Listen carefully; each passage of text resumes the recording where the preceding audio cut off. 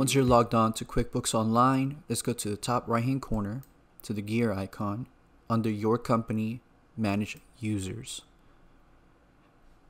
Once your page has loaded, let's go to Add User.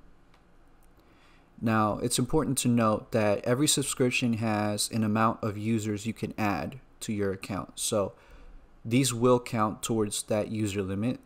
These down here will not. If you're adding an employee, you would definitely use standard user. If you're an administrator, such as an owner or an accountant, you would use company admin. Let's go to standard user. And now we have options we can select to show what access the employee will have.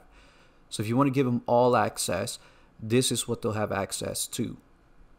None, they will only be able to submit their own timesheets. And limited, it all depends on what you give them access to. So customers, they'll have this access and they will not be able to do this. For vendors, the same difference. Access to this, no access to that. If you select both, they will not have access to this, they will have access to that. So read it through.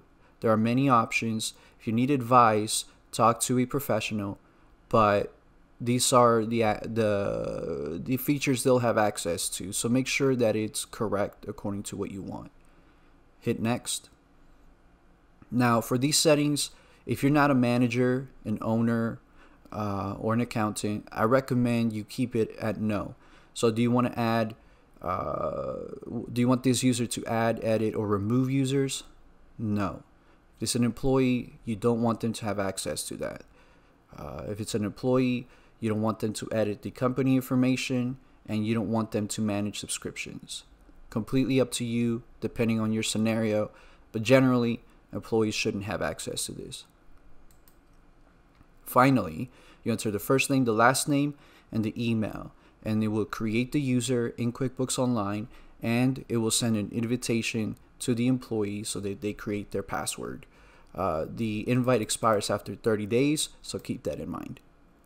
And just like that, very easy, you now know how to add users